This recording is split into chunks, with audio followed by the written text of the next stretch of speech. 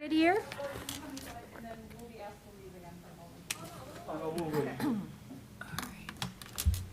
right, good evening, everybody. It's actually 7:01. And we're going to call the meeting to order now. Marilyn, can you please call the roll? Yes. Member Aubert? Here. Member Vita Daniels? Here. Member Dillon? Here. Member Gretsch? Here. Member Kelly? Member Swinehart? Here. Member Thomas? Here. Great, thank you. Is there a motion to approve the agenda as presented, including the closed session? So moved. Second. All in favor? Aye. Aye. Okay, we'll now close the meeting, and hopefully Allison will join us when she comes in.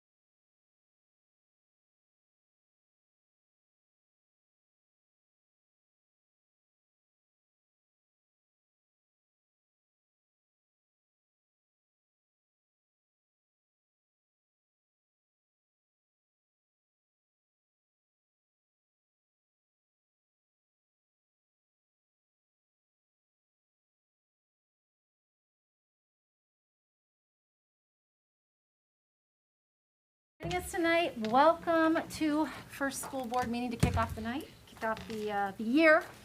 We're very excited to have everyone here. We're really looking forward to start the school year right. I wanted to make a quick announcement and just let you know that we are going to be live streaming all of our meetings every month, hence our friend over there, our cameraman. And so now the time is, let's take a look, it's 7:33 and we will begin with open session. So please stand as for our pledge. The pledge of allegiance to the flag of the United States of America and to the republic for which it stands, one nation, under God, indivisible, with liberty and justice for all. Great. Thank you again. All right. We will begin, first off, excuse me for a minute, with our public hearing on LaGrange Area Department of Special Education, LADSI's fiscal year 22 budget. Are there any comments regarding the public hearing? Okay, hearing none. Is there a motion to close the public hearing? Allison? Thank you. I'll second. Second, Julie. All in favor? Aye. Great, thank you. Next up, we have public communications.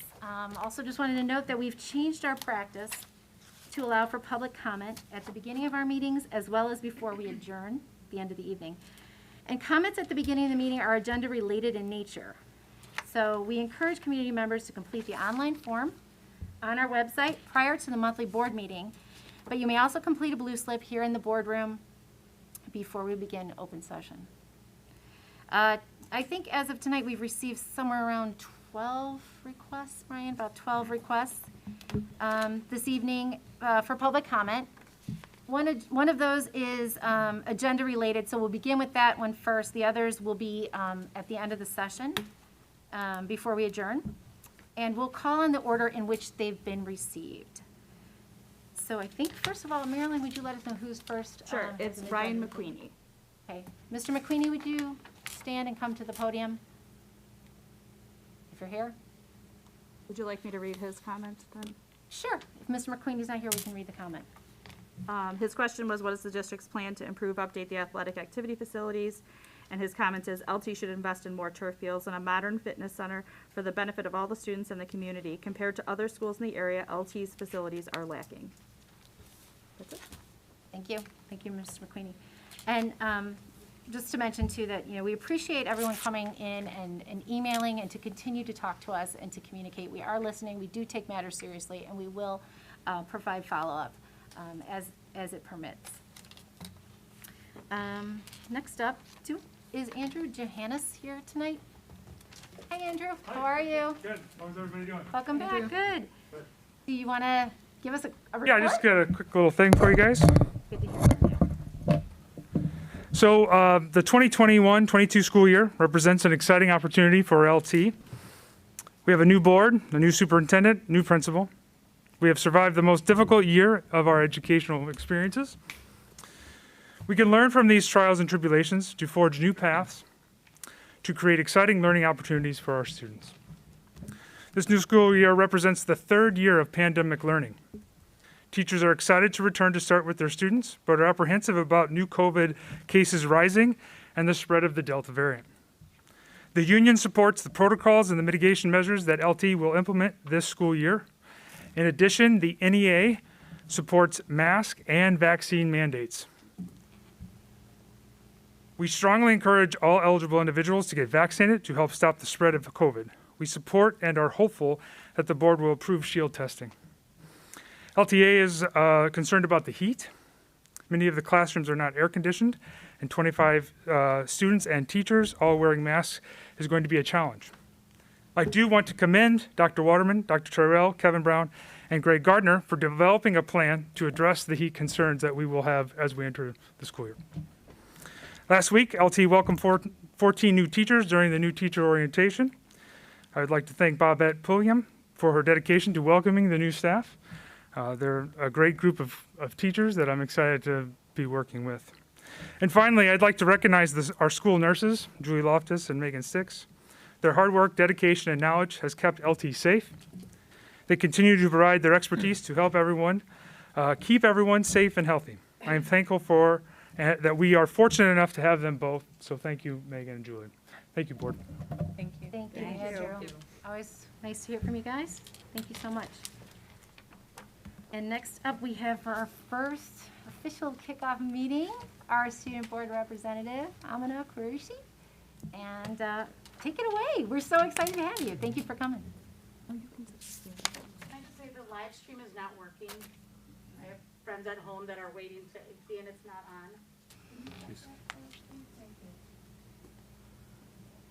should be on. Yeah, we're good. Okay, thank you. Okay, Amina, you can just take it away. So the South Campus mural has officially been completed. This was a project that was initiated and developed by the Transition Academy students, and it looks stunning by the South Campus cafeteria. We've also had our yearbook pickup. There was a very large turnout, and many students took this opportunity to socialize and catch up with friends, and many other students decided to buy the yearbook as a result of this. As for the actual school book pickup, there was another large turnout, and I saw many families come in and grab their books and also socialize. We also had our upcoming Freshman Experience Day today. It was pretty good. This morning, the freshman class was welcomed to Bennett Field by our staff and Lyons Den leaders, and I think our freshman class is off to a great start. And finally, for our fall sports, the drum line has been preparing for the upcoming football season, and our first official football game is next Friday on the 27th. I believe it's against New Triers, and it's a home game, so if anyone is interested, you're welcome to come. And business management has also opened their food concessions again, which I'm very thankful for. I believe that's everything. Great. Thank you. Yeah, probably not a lot to say quite yet, but thank you for that insightful report. We're looking forward to hearing more from you throughout the year. Thanks, Amina. And with that, I guess I'll turn it over to the superintendent's report. Dr. Waterman, please. Thank you, President Dillon, and good evening, everyone. Amina, welcome to your new role as student liaison to the board. We're excited to have you here, and outstanding job on your first report. As you noted, this is an exciting week in so many ways, and you provided some great information to our Board of Education, so thank you and welcome again. So in terms of opening of the school year, I appreciate the opportunity to provide some information tonight as part of my first superintendent report, but I first want to simply say welcome back to the Board of Ed, to our members in the audience, and to the students, staff, parents, and community members of the LT school community. We're on the doorstep of the 21-22 school year, and really could not be more excited about what this means for our school community. We have approximately 4,052 students and about 550 staff members that will return this week to full in-person learning for the first time in about 17 months. Later in the agenda, we'll provide a very brief overview of our back-to-school plan, which was provided in detail to our community throughout the last few weeks. And of course, this plan is a result of input from so many, and it honors the important guidance provided by our local and state agencies and health departments. And specifically, I want to thank the Board of Education, our leadership team, health office staff, all staff and teachers, students and parents for playing such an important role in getting us to where we are today as we prepare for Thursday and the return of all of our students. As Amina said, earlier this morning we welcomed our newest Lions, the class of 2025. Tomorrow we'll welcome our 550 plus staff, and Thursday we will welcome all students back to LT. And we're all just simply committed to enjoying this week and not for 1 second taking for granted where we are. So I want to simply say welcome back, and truly excited about the work that we're going to do together throughout this whole school year. Next thing I want to highlight is our LTCAC. I want to highlight that in your packet, in the board's packet, you probably noticed an LT Community Advisory Council roster that we're asking the Board of Ed to approve this evening. The LTCAC provides a valuable communication link between community members and the school, and it also includes students, parents, community members, staff, and board members. Our first LTCAC meeting is scheduled for Wednesday, September 15th, and all LTCAC members will receive an invite with additional details here within the next few weeks. We're also asking the Board of Ed to consider a few new hires later on this evening. I'll speak more about that when we get to the consent agenda. But for now, I want to welcome and introduce a new member of the LT administrative team who was actually hired and approved back in June, but was not able to attend the June meeting. Greg Gardner began on July 1 and serves as our associate principal at South Campus. We're fortunate to have Greg join the LT family. He's certainly been busy this summer preparing South Campus for the return of students and staff. Welcome to LT, Greg. We're happy to have you here. Yay.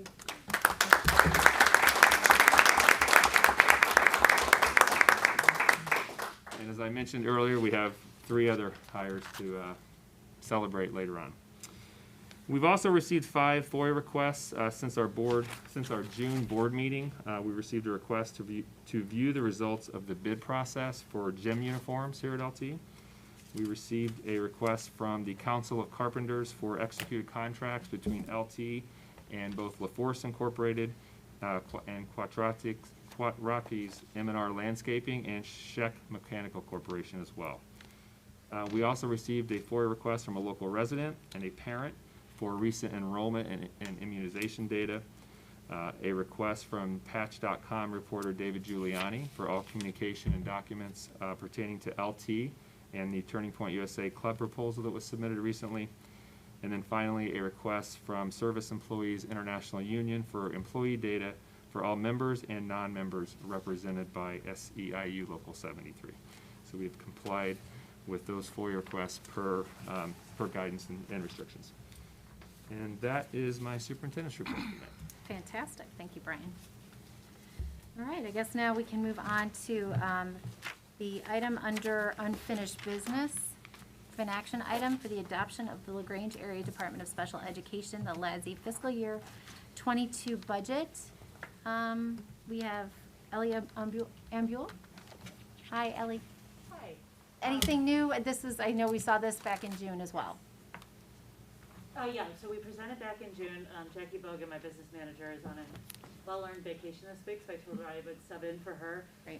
But I'm here to answer any additional questions you might have regarding our budget, and do my best to answer those. And if I can't, I will get the answer for you. But I think nothing has changed since our presentation that we made to back in June in terms of our budget for this upcoming fiscal year. Great. Thanks so much, Ellie. Questions, anybody? No. Nothing has really changed since June, so, great. Excellent. Is there a motion then to approve the adoption of the LaGrange Area Department of Special Education, LADSI's fiscal year 22 budget? So moved. Second. Okay. Marilyn, will you take the roll call? Member O'Bear? Yes. Member Vita Daniels? Yes. Member Gretsch? Yes. Member Kelly? Yes. Member Swinehart? Yes. Member Thomas? Yes. Member Dillon? Yes. Excellent, thank you. Let's move on now next to our new business. The action item, first action item under there is the Lyons Township High School District 204 fiscal year 22 tentative budget. Mr. Stachak. Thank you. Good evening, everyone. Just as a quick recap from our Finance Committee meeting, we went through extensively the points of the FY22 tentative budget in great detail.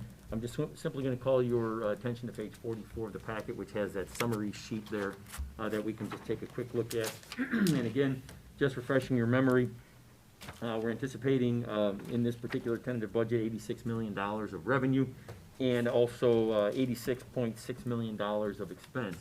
It creates a small deficit, and as you may recall, we talked about that. The reason for that deficit is because we're anticipating roughly $4 million worth of capital expenditures in this budget, which is much higher than what we've had in prior years. If that wasn't there, we certainly wouldn't see this deficit. So based on the fact that we're anticipating those projects for the summer of 22, that's really why we're seeing that budget deficit there.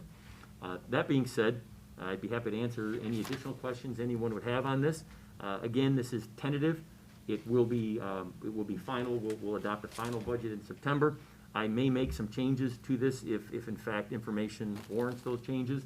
But I don't really like making a ton of changes between now and that tentative, or the tentative to the final budget. So unless there's something that absolutely requires it, most likely this will also be the final version as well. I may move some expense and revenue around to different line items, but the net result would be that it would, you'd have the same dollar amounts here. Brian, just again, really quick, the building renovations that we had agreed to, just can you just say again why, I mean, what those kind of look like?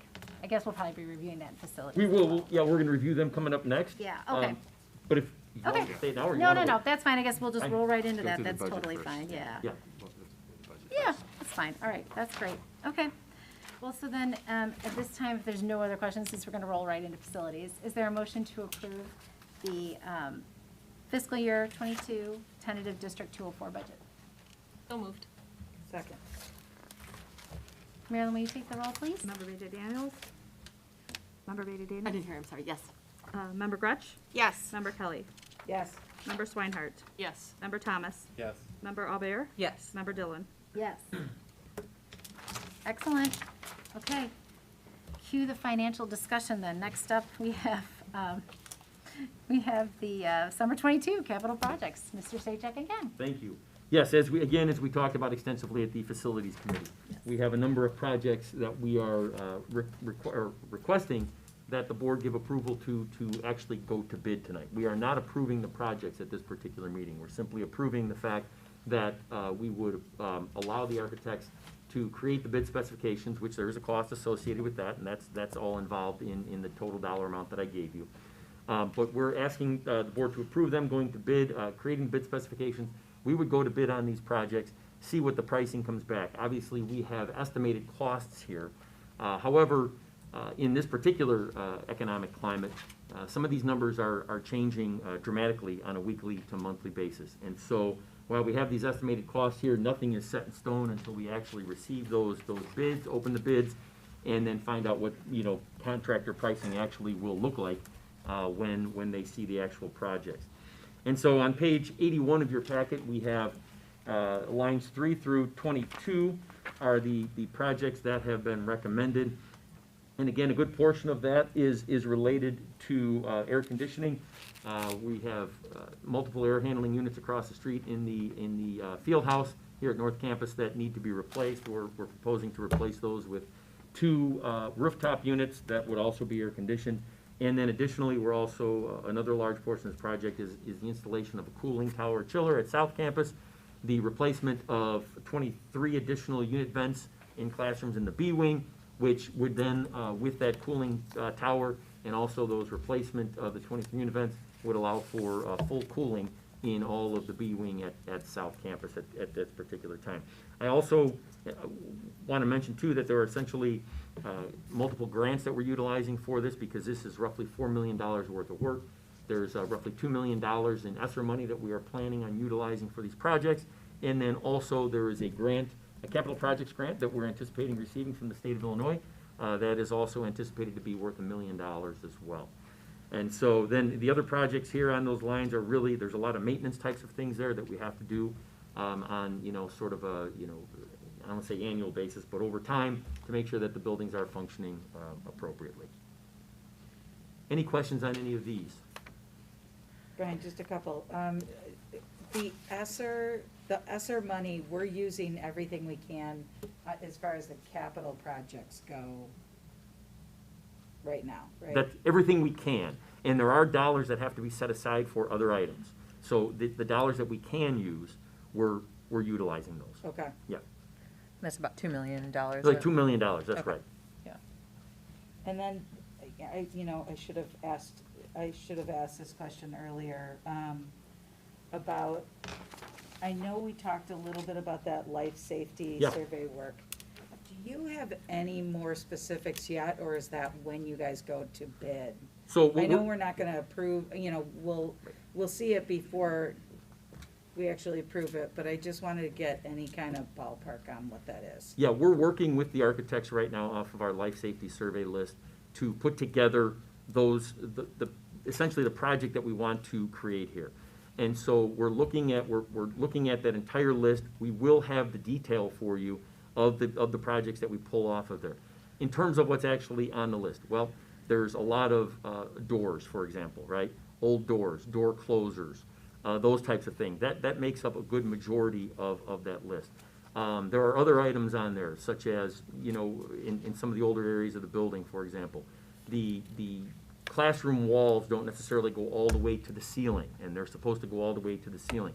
Some of these projects on this list are things that are probably going to get carried over to our next list because we'll be due for another survey in a couple of years.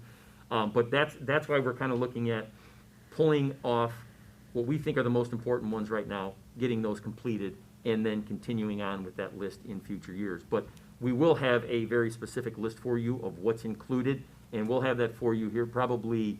I know the architect wants to go, we're talking about going to bid here probably in the late fall, so maybe October, November. We'll have a complete list, and we'll even have it before that because we'll know what we're putting in there. But we are working with them to get a detailed list of what's going to be there. Awesome. That's great. Thank you. Sure. I had to leave. Our committee meeting last week ran a little bit long, so right as I was leaving, we were talking about, well, first of all, let me back up. I'm thrilled that we're doing more work in the summer of next year toward getting further along in our air conditioning project. I know it's really important that we, have that really conducive environment to learn, and we all know that the heat in the fall for both the students and the teachers and the staff can be really unbearable and not really give us the environment that we're looking for, the proper learning environment that we'd like to have. So great that we're doing that. And I know we were, in the committee meeting, we were talking about, we will be about 50% of South Campus, 50% of North Campus. Little less than that. Little less About than 50% at North Campus, and then once this project is completed for B Wing, will be closer to 40% at South Campus. 40%, Yeah. okay. So, and this is where I kind of had to leave. Did we discuss, after I left, the idea of really pulling out the air conditioning facility work, understanding all the items that would need to be accomplished, and then understanding the costs associated with that? Yes, we talked to the architect, and one of the items that came out of the facilities committee meeting was that we're going to kind of look at a 5-year plan here. Great. Of continuing to add air conditioning. We're also looking at to see if there's any opportunity in this summer of '22 to add any additional air conditioning to the facilities based on the fact that we have this cooling tower chiller that's going in there, and of the classrooms that we're adding on to the B Wing, so there's so much square footage that each machine can handle.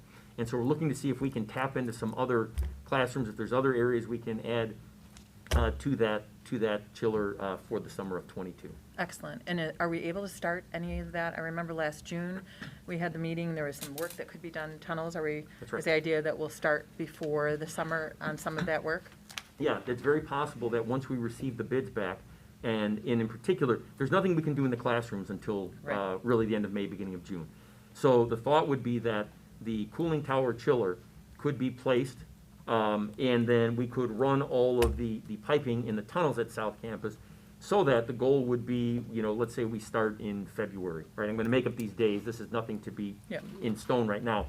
But let's say we start in February, we're able to get all that piping in place and ready to go, so that once we can tear apart the classrooms in, end of May, beginning of June, we can make the connections, and the goal would be to have it up and running for the fall of '22.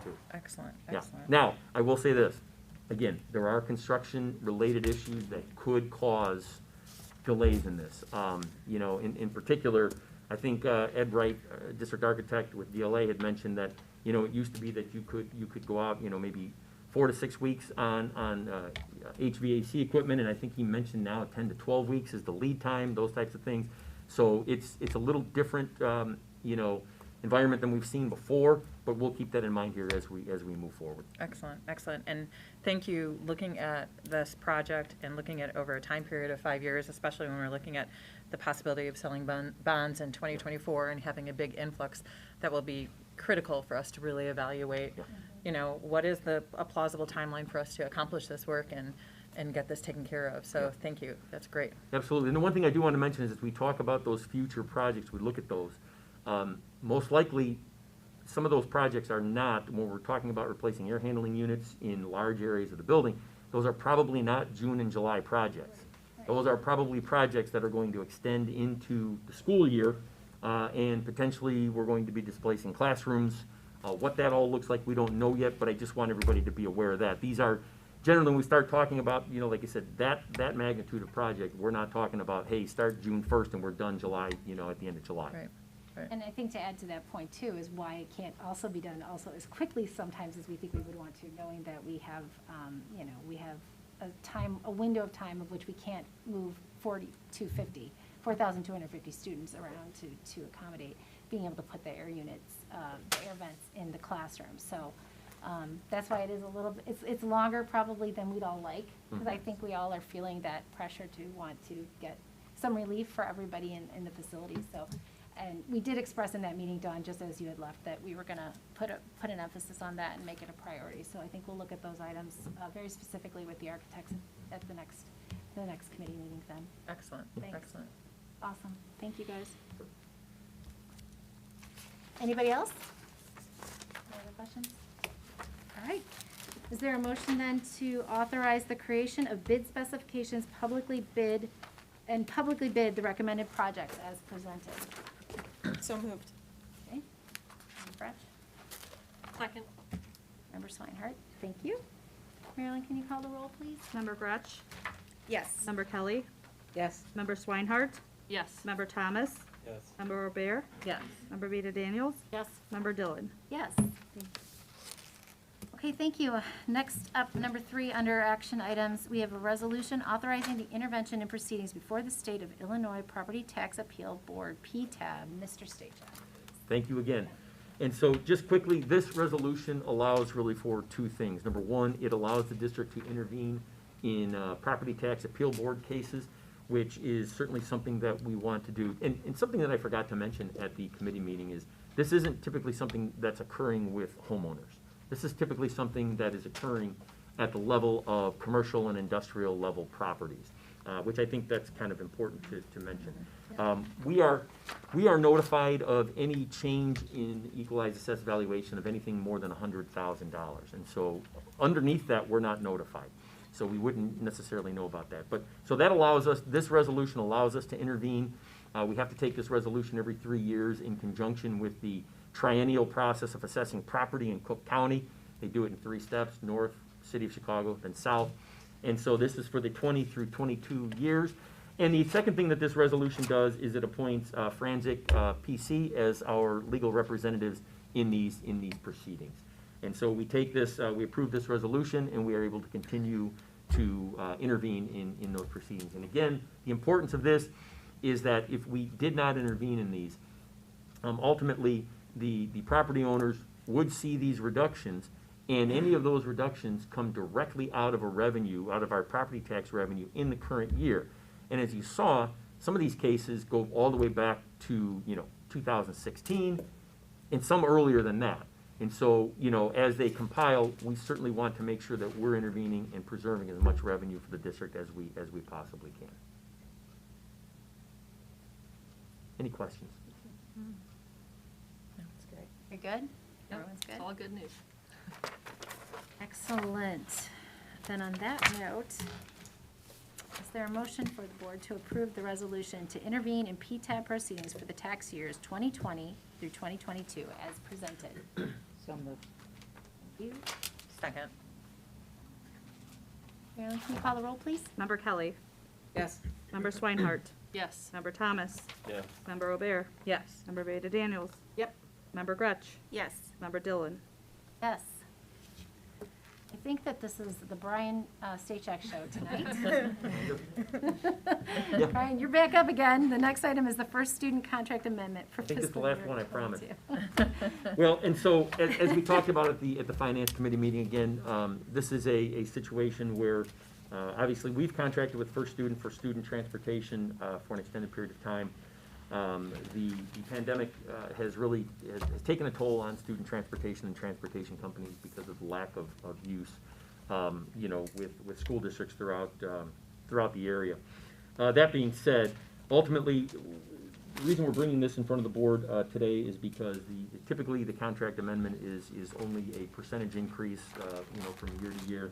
This one, however, contains some additional language that essentially requires us to continue to pay the company first student at an 80% level or 40% level of what our normal or regular routes would otherwise be if we were continued to running them. So if we were to take some sort of a pause this year, hopefully not, if we were to take some sort of a pause this year, let's say it was a month after the first week, we would be paying them at 80% or 40% of what our regular daily routes are. Does not include the items such as, athletic transportation, club transportation, any of those things. So it's just simply related to our normal daily routes. This is a little bit of a hard recommendation to make, but that being said, I also have had many conversations with First Student, and they are having difficulty finding drivers at this particular point. And the biggest concern for us would be that if we do end up taking some extended period of time off, these people would leave, look for other jobs, and we could come back to a situation where we return to school and not have nearly the number of bus drivers that we need to bring our students to school. So I think in the best interest of the students of the district, this is the way to go, as we talked about.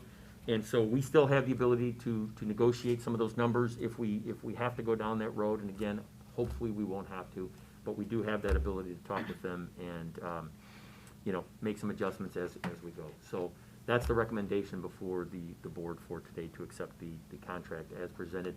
I do want to say that this language is in here, and I specifically had asked them for this year only.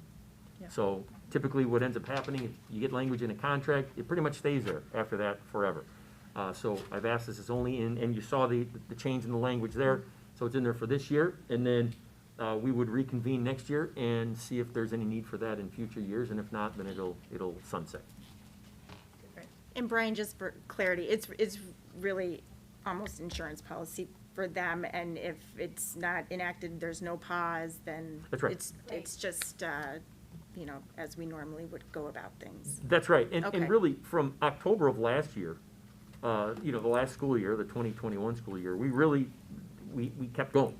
And so obviously that's the goal and the hope here. And so if we don't have to stop, classes for any reason, and it's more than a week, we don't have to stop, I should say, or less than a week, nothing happens. Okay. We're paying for the services that are there. Great.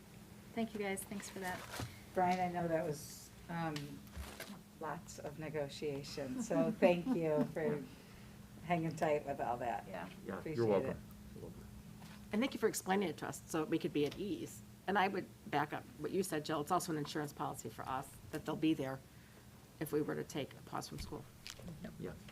We might add to that there really aren't a lot of other players in town as well for Right. us to It's choose really from our and option. have another option to Right. find to supplement those services. So appreciate it, Brian. Thanks again. Sure, Thank you're you welcome. so You're much. welcome. All right.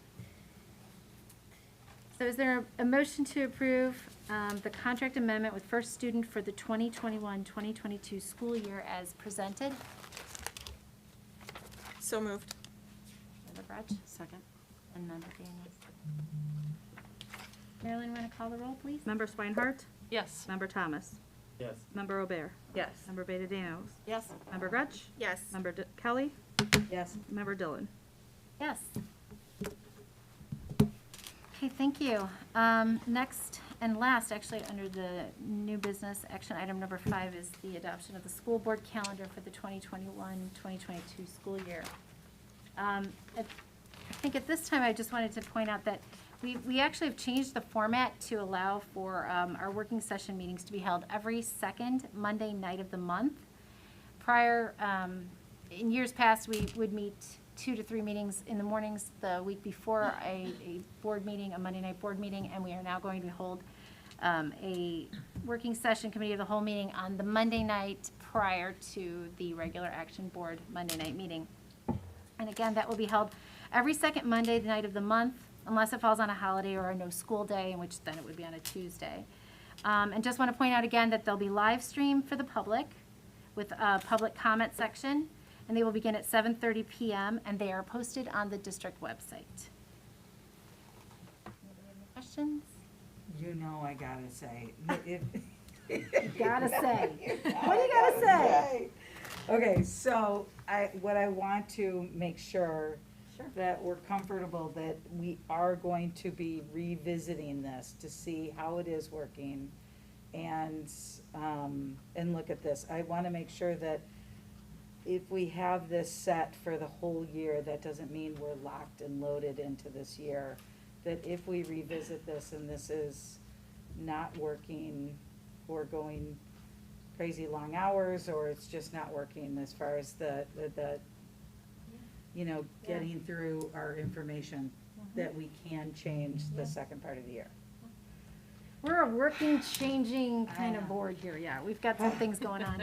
I think, I would also point to address those concerns, Allison, because I hear you, and I think they're valid, because I know some of our subjects and our topics are very meaty, and they have a lot of areas for us to uncover and to discuss and flesh out. So we will have opportunities to post to the public when we will have special sessions that will be meeting just specifically on certain focus topics as well. And of course, we will continue to take input from the board as we go through the year to discuss. So, thank you for voicing your concerns. Yeah. And I think, well, that's important though, too, because this is a new change for the board. It is. Even something like the 2 back-to-back weeks where a lot of boards do a week in between, and it's all things that we're gonna have to assess to see how it's working and how that's going to shift, other communications to prepare for this. So, yeah, Great. makes sense to evaluate it. And I do have a question. You said on Monday, March 14th, there's a special board meeting, but we already have that Monday, March 14th scheduled. Yeah, that's an annual thing. We do that every year. So we'll be on the same day?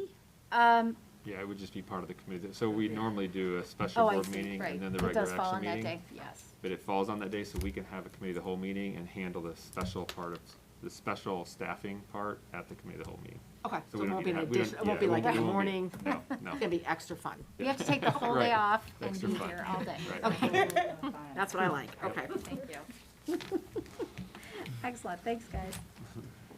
Okay, so is there a motion then to approve, to adopt the 2021-2022 school year, school board calendar? So moved. Member Albert? Second. Gretsch. Marilyn, can you please call the roll? Member Thomas? Yes. Member O'Bear? Yes. Member Rita Daniels?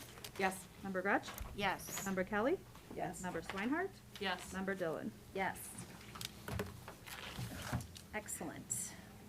Okay. We have another item on our, that we need to address, and that is the closed session documentation. Information, 21-22 plan. Oh, sorry, we before that, thank you. I'm getting ahead of things, sorry, guys.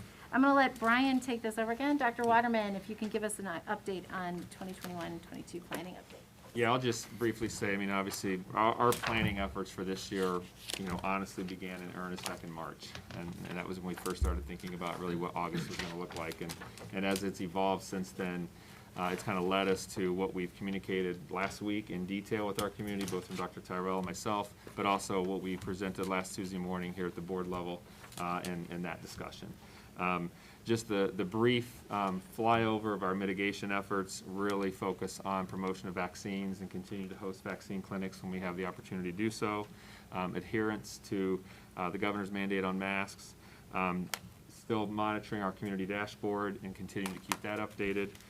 Hand sanitizer stations around both campuses.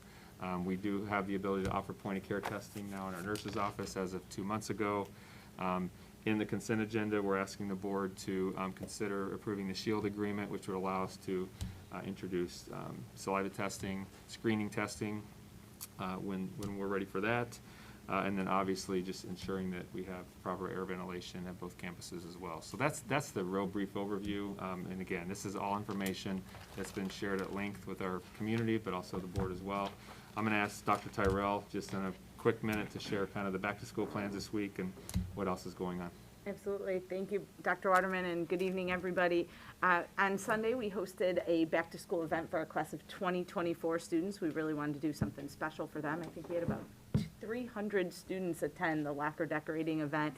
Great weather, ice cream. It was outstanding for 2024 students. This morning, as Amina shared, we welcomed our class of 2025, welcomed them on Bennett Field to start the day. We thought that would be a really special touch, having them start their high school experience right there outside. Student leaders, staff did an outstanding job welcoming LT's newest class. Over the course of the next couple days, we have busy Institute days planned, and we are super excited to welcome over 500 staff back over the course of the next couple of days. And they will attend large general welcome session, division meetings, association meetings, and also we have a coach and sponsor meeting as well, back to school barbecue for our staff as well. So looking forward to that. And then we can't wait to welcome all of our students back on the 19th. It is going to be an outstanding day. We cannot wait to have all of our students back for full-time in-person learning for the first time since March of 2020. They will run through a half-day schedule where they will go to all of their classes in the morning, and then we will have LT Fest at each of our campuses in the afternoons. So let's hope for great weather on the 19th. And then on Friday, we'll close out the week really with something we've never done here. We will have a full day dedicated to social emotional learning, and students will have the opportunity to participate in scaffolded lessons throughout the course of the day. Our students, families, and staff have expressed excitement about closing out the first week in this fashion, and we hope that all of our students will feel equipped and confident, connected to LT as they start the school year after they complete this first week. Really excited about all of our back-to-school plans and appreciate the efforts of all of our administrative team throughout the course of this summer. So thank you. I love the what are they called, the signs, the yard signs for the 2025. They look great in the community, don't they? It's really great. Great. Thank you.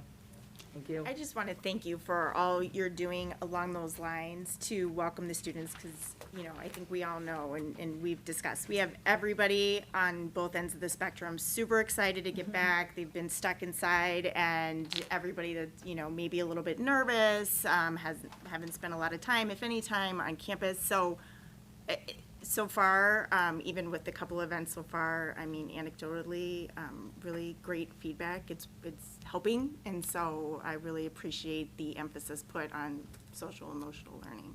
Thank you so much. We'll continue to prioritize health and safety, social emotional learning, and also culture building, connectedness, and fun, because our kids deserve it, and they need it as we're starting the school year. So appreciate the comment. I just would echo the same thing. I've received so many positive responses from community members, from parents who have been telling me they really enjoyed the webinar, and they were very excited and pumped about all the different ideas. And I know I've got some student feedback that they're thrilled that Thursday they get to start on a half day with a big sort of celebration to kind of capstone. And so I really appreciate those connections to trying to make it feel different and unique, special, and bring back the community and bring back our students so that they can feel like they're part of their school community all over again. So thank you guys for doing that. Really Thank you. appreciate it. And also, you know, thanks to the administration for all the, you know, following of the constantly evolving situations. I think it's really important to note that, like, our eye is to keep schools, the kids in person. That was the resolution passed by the state, and so everything that we're doing is with the priority to keep students in-person learning all year. So thank you for all the fastidious work and planning that you're doing to make sure that that can happen. Absolutely, that's the goal, and we'll continue to share updates all the time. Like, you know, every time something changes, we will communicate that, and that's been our commitment all summer, and we'll continue to do that. Right. Excellent. Thank you. Wonderful. Okay. Any questions or anything? I think we can move on to something that we do twice a year. Is that right, Brian? We So you'll read close out this, the session and then minutes. I've got- And then I want, so have him read the, Yeah, quote, and then read I the want close it, and then you'll highlight it. Yep, that sounds great. Oh, you got it, sorry. Okay, Member Thomas, can you please read the documentation? Only the written minutes of the closed session portions of board meetings from January 19th, 2021 through June 8th, 2021 will be released in open session as part of the consent agenda. Recordings during that time period are not approved for release at this time. Recordings of the closed session meetings from June 17th, 2019 through December 16th, 2019 can be released and destroyed. Thank you. That was fun. Before we move on to the consent agenda, though, Dr. Waterman wanted to mention some of the recent new hires that are part of our consent agenda. So, Dr. Waterman? Yeah, I just want to bring to the board's attention 3 items that you see on your consent agenda, all that we discussed. We discussed all 3 of these last Thursday at the HR committee meeting, all related to hiring. You'll notice we are recommending the reassignment of current division chair for student services, Leslie Owens, to the position of director of student services. We're also recommending the hire of Dr. Jennifer Rowe as our director of equity and belonging, and we are recommending the hire of Andrew Eder as the new division chair for counseling and student support services. I just want to point those out prior to the consent agenda, and then pending the vote, I'd like to share a few more details following the consent agenda vote. Great. Excellent. Any questions, anybody? On that note, is there a motion to approve the consent agenda as presented? So moved. Second. Thank you. Member Swinehart? Marilyn, can you call the roll, please? Member O'Bear? Yes. Member Vita Daniels? Yes. Member Gretsch? Yes. Member Kelly? Yes. Member Swinehart? Yes. Member Thomas? Yes. Member Dillon? Yes. All right, Dr. Waterman. All right, as I said before, I want to celebrate a little bit here. So we're excited, first of all, we're excited to have Leslie Owens serve in the new role of Director of Student Services. Leslie's been with District 204 for 15 years and has served as a school psychologist, special education program coordinator, assistant division chair for special education, and division chair for student services. In this new role, Leslie will provide district-level leadership in the areas of counseling and student support services, special education, English language learning, and student accountability. Leslie could not be here with us tonight, but she is certainly excited about taking on this new role, and we're excited to have her in this position. Yay. Hey. Yay, Leslie.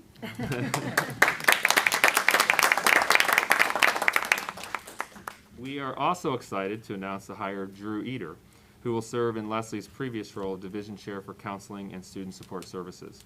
In this role, Drew will provide leadership in the areas of school counseling, social work, and health services.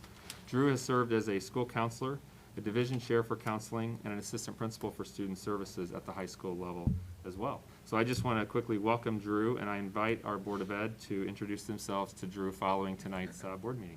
So welcome, Drew.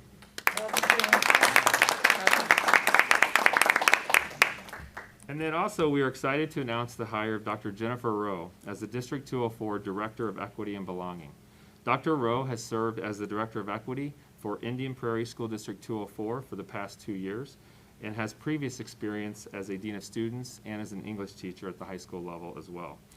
In this new role, Dr. Rowe will expand on our previous efforts to ensure that we are cultivating a culture that is centered on equity and belonging, so also to support our staff and help us to examine our practices and systems, all in an effort to ensure that every individual feels that sense of belonging here at LT. We welcome Dr. Rowe, and again, I encourage our Board of Education to introduce themselves to Dr. Rowe following tonight's meeting. Welcome, Dr. Rowe.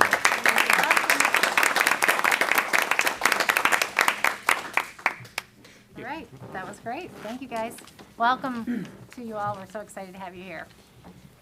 All right, we are now coming up to the time that we're getting kind of close to wrapping things up, but we are going to open the meeting back up for public comment.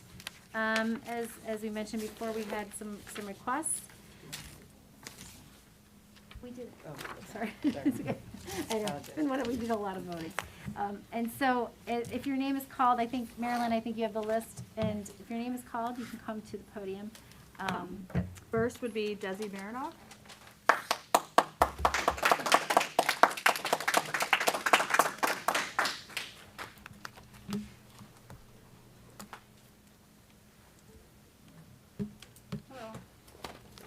So my speech is 8 minutes. We're going to separate it in 3 parts. I'm going to speak on my behalf of my husband and my friend. Excuse me, there's a reminder that we have a 3-minute limit for public comment. If you let me. I'm gonna take her time when she runs So out of I'm time. speaking 3 minutes. Okay. Our friend Paul is speaking another 3 minutes. And I'm going to speak for my husband another 2 minutes. Are they listed on the? They are all on a listed. form, and they're on this form here? Yeah? It'd be in different orders, so that would be the only other. Okay.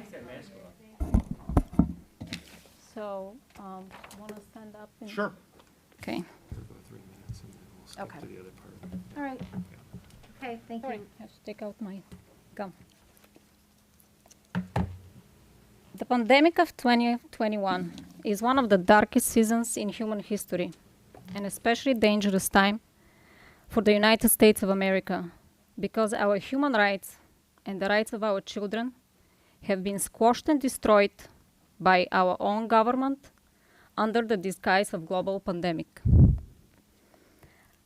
What grieves my heart the most is that our public schools are allowing it to happen. I want to inform you and warn you that the methods that our public schools are using to take away our parental rights and the freedom of our children are exactly the same methods that the communist regime uses to control and rule the population. More than ever, our communities needed the school to be teaching, uniting, and encouraging our kids. However, the school is doing everything else but that. Our public educational system has been hijacked by Marxists. But what is communism and Marxism? And I'm just going to scratch the surface here. Marx's idea is for private property to be replaced with public ownership. Communism is a product of Marx's idea. Communists can throw you from your houses, kill you, and nationalize it. Please read what communists did to the wealthy and middle-class people when they took over Russia, Bulgaria, and other communist countries. That will help you see your place in the future. Marx's idea is an utopia that contradicts our human nature and our God-given rights. It never works. It always ends with the demise and oppression of the nation. Communism is not a romantic tale of equality, justice, and brotherhood. Communism is an ideology whose roots came straight from the pits of hell. It is totalitarian, one-party ruthless rule of the government over every aspect of your life. Government is your God. Government is in charge of your life. Communism means we are equally poor and miserable. And why am I telling you this? Because I want you to realize that the government health overreach that is happening now in our school represent communist government control. And it will not stop here. It will grow greater and more adamant. The pandemic of 2021 is a dress rehearsal for communism. It is a test to see if we are ready to be ruled by a tyrannical government. If you think your fight over toilet paper in Walmart is over, think again. Okay, this is obviously, Can I just ask you your name really quickly so I can mark you off this list? Casey Marino. I don't want to interrupt that because it's one. No, I'll start Yes. over. What was your name, sir? my name is Paul Yeah. Kenna. Okay. You know what, thank you. Marilyn, we, as part of our process, sorry to interrupt, we are going to stick, we do have, is it Mike Marinoff? Mike, is that your name? Oh, I thought, okay. So we'll go to Molly. So Okay, Molly- we Molly would want to go, actually- Would we you want like to to hear the respect, rest of her speech? we need to actually respect the process, which is that we're going with the order of which people have Can- submitted. Can I ask you something? Doesn't make sense. Can I ask you something? Do you teach reading here? No, we need to Can call I ask on. you that question? Excuse me, excuse me. So disrespectful. Do you teach reading? We are not trying to be disrespectful. No, We you will, are. we will let you have. You're a trying to shut us up. Excuse Trying me, to cut me off. How can you not let me finish my speech? because you had 3 minutes, you were given that information. Stop talking over me. This is my time. Ma'am, this is our meeting. No, this is You need my to time, hear- and you you're need to breaking hear the this. rules. You're getting paid by us. I just told you. I just told you what is going to happen for these 8 minutes. And you heard me very well. And now you interrupted me. Continuity of her message first. She will hear, her Somebody wants to message speak will inside be of her. received. That's No, their you, prerogative. what you're doing is wrong. And you know it. You know that. Okay, I would like to respect the time and the process. We asked Molly McShane to come up and speak. She's next on the list. I would What like to you're hear from doing her. is wrong. I speak can of the have the rest. danger of government health overreach because I've experienced it during my childhood raised in communist country of Bulgaria. And I want you to know that the rise of government health overreach should alarm us all because it is a way to control our lives. With the excuse of the global pandemic, the government has taken control of every aspect of our existence. Pritzker issued a universal mandate for Illinois schools, even though he does not have the authority to do so, nor the science to back it up. Also, no laws, Department of Health, or any school board to perform any of the procedures they have engaged to perform. Government officials use all kinds of forceful means to make us take the vaccines. Everybody knows in their heart that it is wrong. If you believe in the cause, you are what we are talking about here. And the school, instead of opposing and fighting totalitarian measures, simply surrender at the expense of our children's freedom and well-being. Healthy people and students are held prisoners in their homes. We have been masked with ineffective clothes, injected with vaccines, still on trial, shamed if we disagree or even when we ask questions. And the reason I ask if you read the box. These things are useless. That's why I asked if you teach reading here. You're all very intelligent people. I'm sure you teach reading. That's mine. Mandating our children to mask, advertising school vaccination clinics, promoting vaccinations, keeping records on vaccination cards, contact tracing, point-of-care testing. All these are methods of control over our kids and their lives. The school should take a stand against it and not be bought out by what you're getting, okay? It's all about money. I would like to know, if you don't know already, that masking of our kids and making them breathe or sweat, spit, it's abuse. And it is an abuse done by the school in order to please and align politically with the authoritarian regime of the current ruling party. Here are just a few examples of how a government health overreach could spread in our schools. The schools in Bulgaria during communism were the tools of Marxism. They brainwash us with socialist ideas. The teachers were allowed to lay hands on us. The school nurse could administer pills to us. Kind of sounds familiar, isn't it? Or vaccinate us without parental consent. The school dentist would repair our teeth without asking the parents. Well, I might need that. But they would take us in a special room and expose us to ultraviolet light for minor offense. The school could decide to send you to a special school for troubled kids where your life would be physically and mentally ruined forever. Teachers could come to your house and check where you sleep at, what time you go to bed. Now, I'm a contractor. Have any of you been fit tested for a mask professionally? Is anybody wearing an N95 mask? No answers? Silent? And I'm taking the time of my husband. I will. Have you asked yourself this? Why more than 50% of millennials wants to live in a communist country? Why communism is appealing to people? I'll tell you why.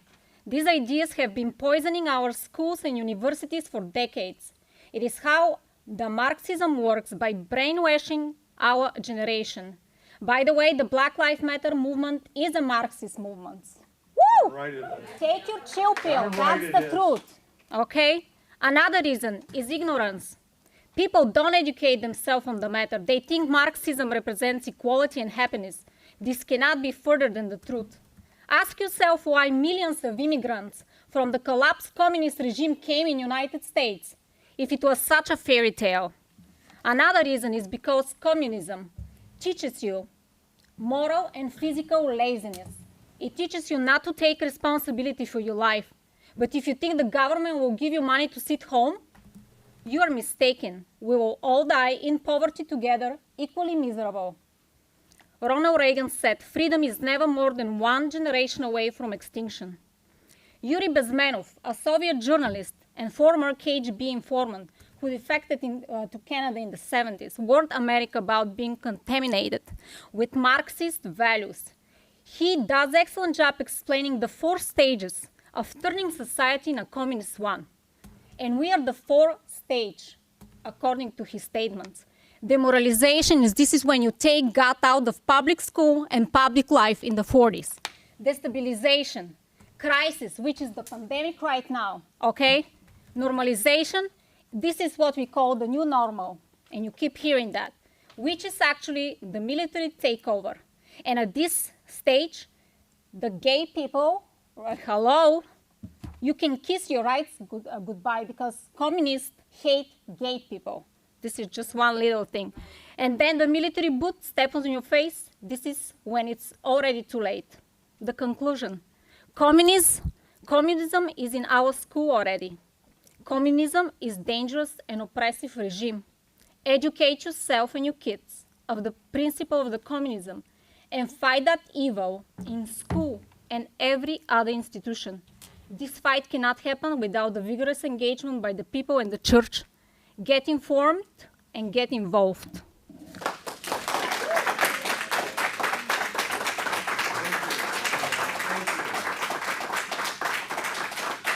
Thank you.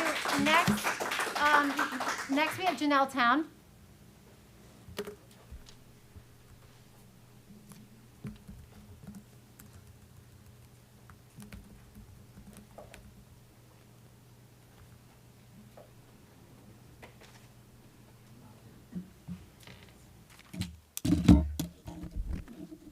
Trying to regroup after that. That was quite an incredible speech.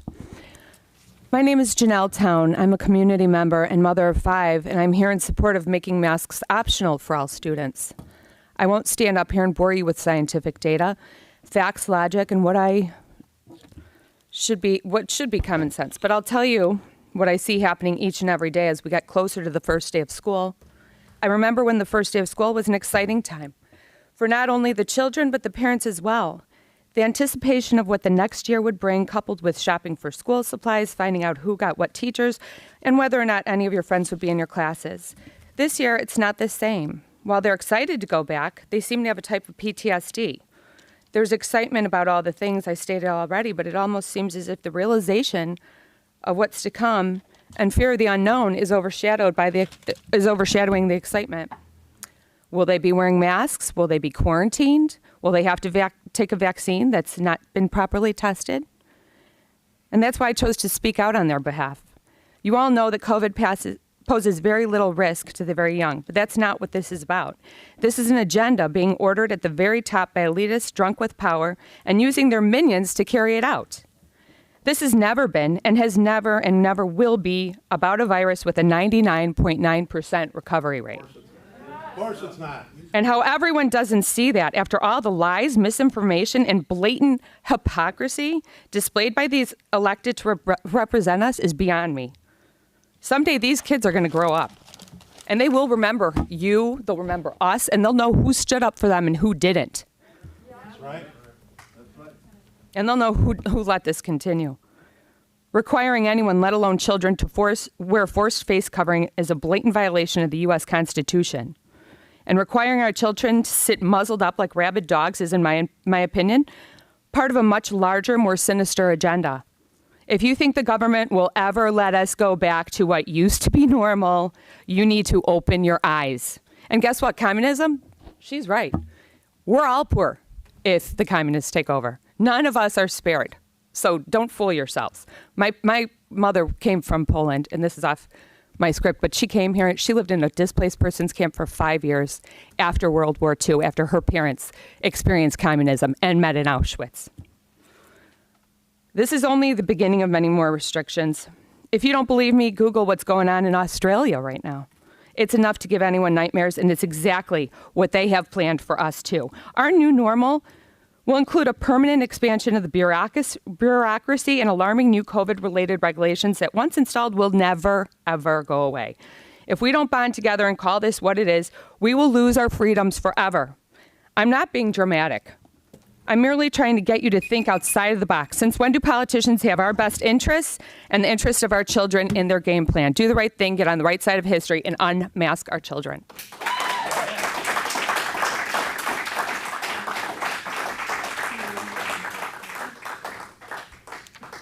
Thank you. Next, we have Maria Terziski.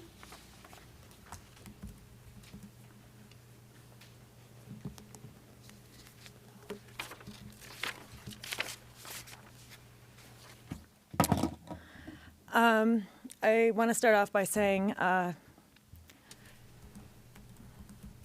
what I'm about to say is in honor of my dad who passed away 10 years ago.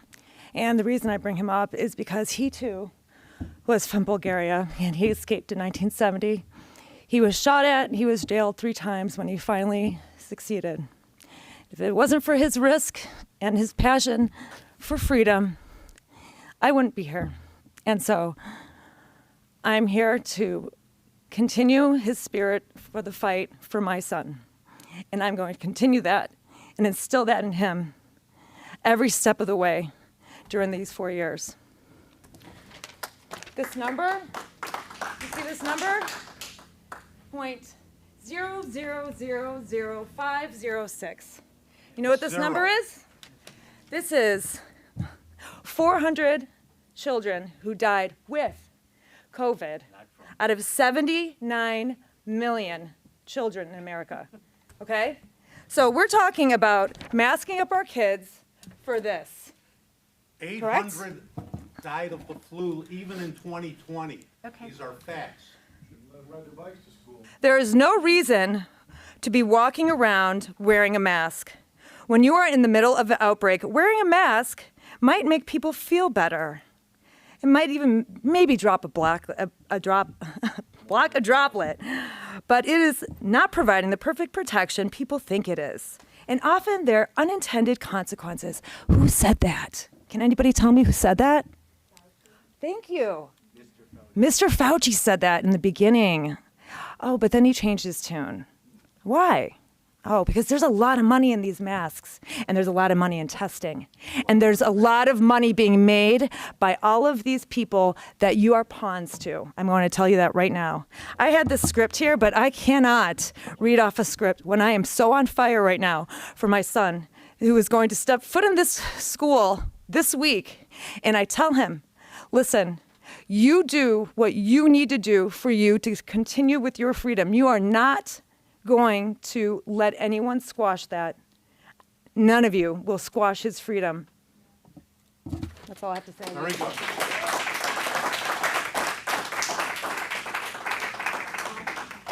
Next, we have Paul Kenna. He spoke. Molly, take my time. He spoke. Sorry? He spoke. Oh, Paul spoke, okay. Yep. I don't think you want me to go up again. Molly McShane then? Thank you.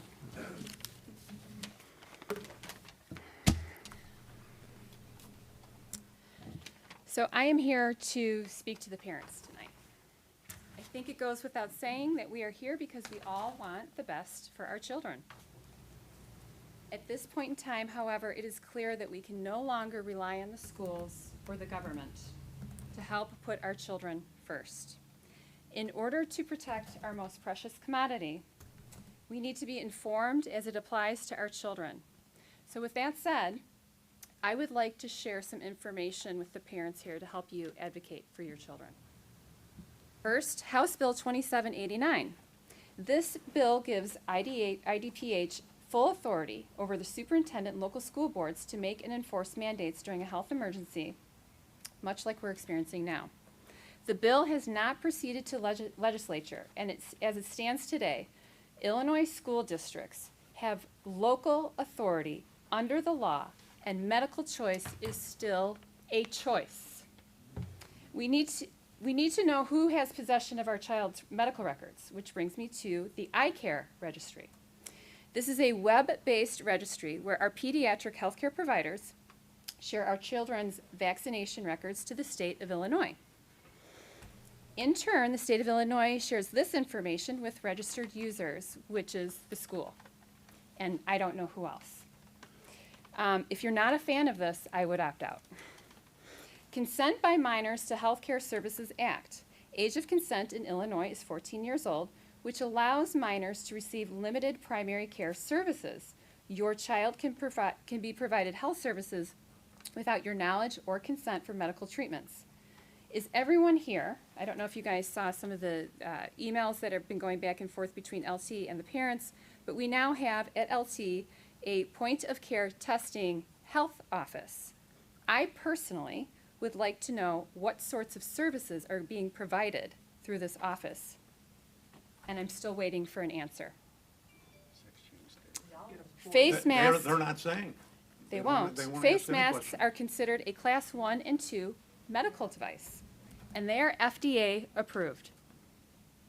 Because masks are considered a medical device, forced masking is beyond the school's authority without parent consent.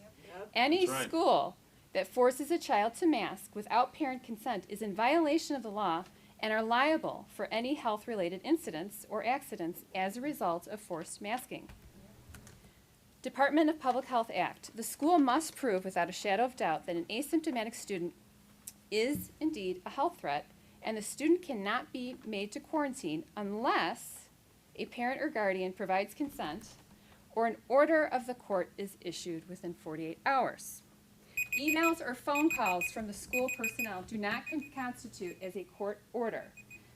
If you do not agree with this directive, demand a court order. I want to thank everybody that showed up here tonight. I want to thank the fathers. We really need you right now in this battle. The kids need you. So thank you for doing that. And if you guys can continue to fight. My name is Molly McShane. I am the proud mother of 3 beautiful children. I am fighting for my kids. I'm fighting for all the kids. I'm a part of a large parent organization. We are informed. Okay, we need to And move we're on. united, and we are going to fight for these kids, just so you I'm guys a know. part of that group, Leslie too. Mendoza. Way to go, Molly. Way to go. Thank you, Molly. Thank you, Molly. Next, we have Leslie Mendoza, please. Sounds like they don't have to wear masks. Sounds like we don't. They don't. Okay, cool. I don't understand why you don't trust the parents. Sir, please let her speak. I'm sorry. Thank you. Good evening. My name is Leslie Mendoza. I'm a senior and the president of the Turning Point USA chapter here at LT. Turning Point USA is a nonprofit organization that focuses on teaching students about the benefits of the free market, limited government, the principles of freedom, and American values in general. Most kids my age don't learn those anymore. Earlier this year, on January 3rd of 2021, my executive team began the process of starting this new club here at school. Unfortunately, as expected, we received immediate backlash from the community, and our fellow classmates made it clear that they would not tolerate our chapter on campus. In the months following the submission of our proposal, a group of students who called themselves Concerned Students anonymously created a petition on change.org to keep hateful organizations out of Lyons Township High School. The group received 600 signatures from students and community members within 3 months. Students directed the petition to the District Board of Education, the superintendent, the principal, and they demanded that they deny our proposal. Many of the students who signed this petition, even the creators, were later found sending heinous messages to our conservative team members. We find it ironic to hear comments telling us that there's no point in being alive if we're going to dedicate ourselves to such stupid causes. The same students who preach tolerance and acceptance for all. Members on our team are targeted daily, threatened, and have been verbally attacked in public simply because they're openly conservative. Students and community members aren't the only people that have tried to keep us off campus. After 6 long months, on June 4th of 2021, the director of student activities let us know that the stipend committee had officially denied our proposal. Initially, the only reason for this decision was that the organization was a part of a partisan political nature. Knowing that there are several official clubs that are partisan, we quickly questioned the reasoning and immediately made it clear that there had been a major mistake. The only reason that the stipend committee had denied our proposal was invalid. You'd think that a simple mistake like this would be avoided after 6 months of having our proposal. Turning Point USA, by definition, is nonpartisan due to the fact that it focuses on ideas and not a certain party. We legally have to be nonpartisan considering the fact that we're a nonprofit 501c3. After hearing this, our director of student activities then claimed that the school can and will not allow 501c3s to be official clubs. If you were to all go to the LTHS website right now, look at the list of clubs, 10 of them would be 501c3s. Wow, is that something? So what is it? What is it? Why is it that as soon as people speak up, express a difference in opinion, they're immediately shut down? What happened to inclusiveness and acceptance? There used to be a time in our nation where people could openly express themselves no matter where they fell on the political spectrum.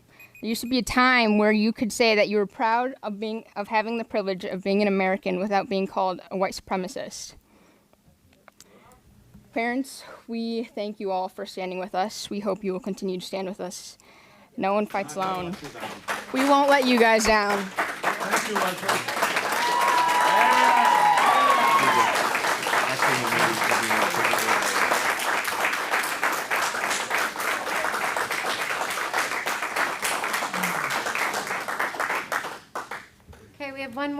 comment that was signed up ahead of time, and that would be Elizabeth Slezak. And if you can, just please keep it kind of quiet down there so that we can hear what they're saying at the podium, please. Hi, I'm Elizabeth Slezak, Western Springs. I didn't even know my submission was 4 minutes late, and I wasn't really prepared to speak, and I'm not, don't have a great story here, except for something Ms. Dillon said earlier was a nice segue into what I do have to say. And you said, I think something about changing and working. We are a changing and working board in school. So, that being said, and then after hearing all these other comments tonight, clearly there is a need for you all to stay fluid. I am curious if you, as our school board, are comfortable in letting our school procedures and protocols be decided not on a local level, but statewide. Here. By one person. How realistic is that? I was dismayed and not prepared for what I'm going to say now to hear, it's not a personal Mr. Johans, or however you say your name, but something about endorsing vaccines for all.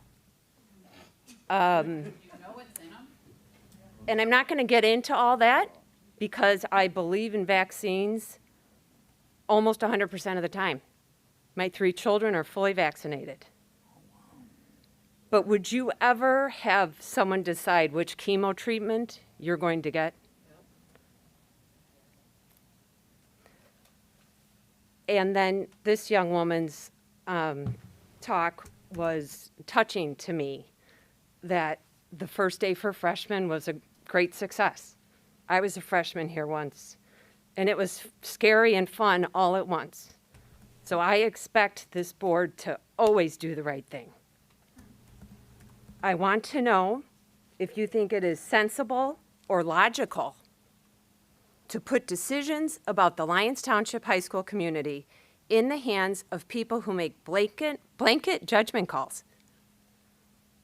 Or do you align with the train of thought that the taxpayers in local conditions should have a say in what gets implemented at our local high school? Because that was the impression I was under. You're volunteers. I think people appreciate that. But you are elected to represent what is in the best interest of our children, and then the taxpayers. The voice of the people. So, getting back to the comment from Ms. Dillon, I want to trust, as does everyone in this room, that you guys have been given some kind of order. Some people believe in that order and some do not. So please be fair and be fluid and look out for the kids, number one. Thank you. Very good.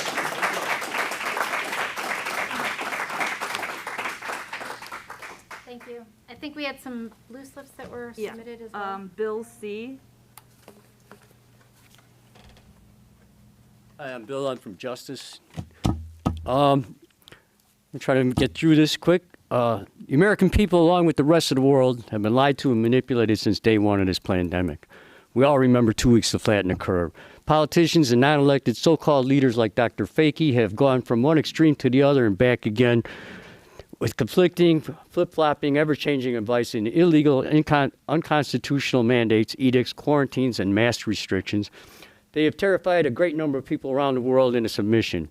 Ironically, Fakey's one true statement early on that masks, even surgical masks, do not stop a virus, was told to us as a lie to prevent citizens from hoarding masks like they'd been hoarding toilet paper at the time. So even when he tells the truth, he's trying to lie.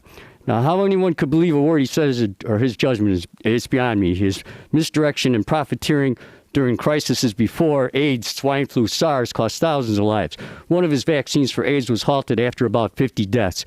We have more than that dying from this vaccine in one afternoon. Perhaps Fakey's being the first CEO of Moderna has made him partial to vaccines, I don't know. But clearly a proud eugenicist like him is the wrong choice for an advisor during a pandemic. Fakey went from you should wear a mask to you shouldn't wear a mask to you should wear a mask indoors to you should get jabbed. You don't have to wear a mask. You do have to wear a mask. And if everybody should wear a mask now. So next will be booster shots and quarantining for the unjabbed for safety and re-education, maybe in a little camp. We know for sure that young people do not die from this virus or spread it. Almost zero chance of death, and then only with multiple comorbidities. The jab is much deadlier for them and many of us than the virus. A report came out of Great Britain recently that says suicide is up tenfold for kids.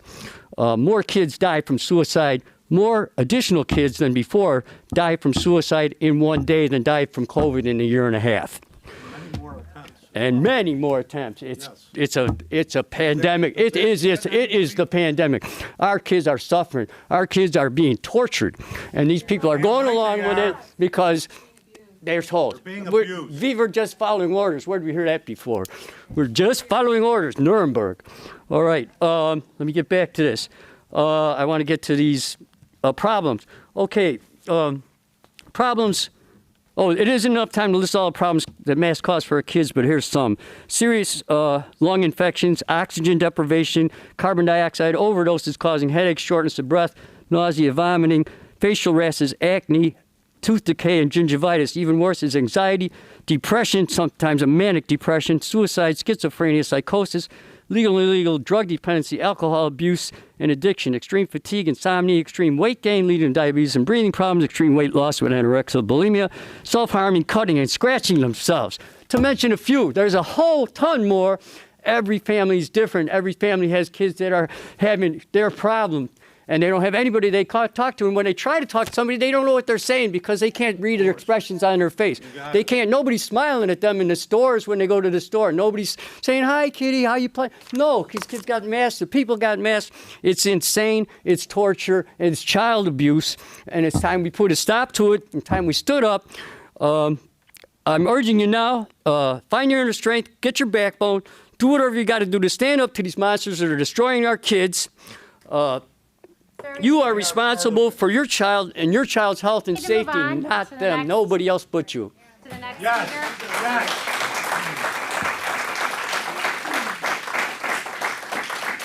My time up? Pamela Riston. Pamela?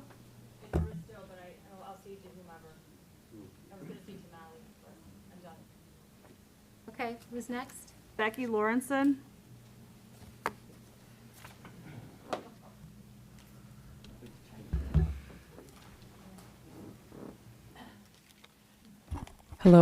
Hello, board. I'm here tonight to talk on a totally different topic. I just wanted to let you all know that we appreciate the efforts that you're making for diversity and equity here in our district. And the Community Diversity Group of LaGrange is having Diversity Days, which is going to be September 10th through 12th. I can email a flyer to the school if you like. We are featuring a book discussion on Tuesday, August 31st. We're having a movie on Friday at the library on the 10th, on the movie 13. And we're having a diversity story time for the kids at the LaGrange Library at 10:30. We're also honoring the early African Americans who've been in our community with a walking trail, and there'll be a barcode that will tell you how to do that. This is our 30th annual Race Unity Rally at the Village Hall, and we invite you all to come and learn the value of us all working together to create a better community for everyone. Thank you. Thank you.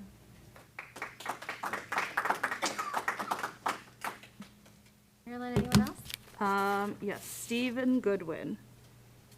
My questions have been addressed. Call. That's it. Okay, great. Thank you, everyone, for coming. Thank you for the comments.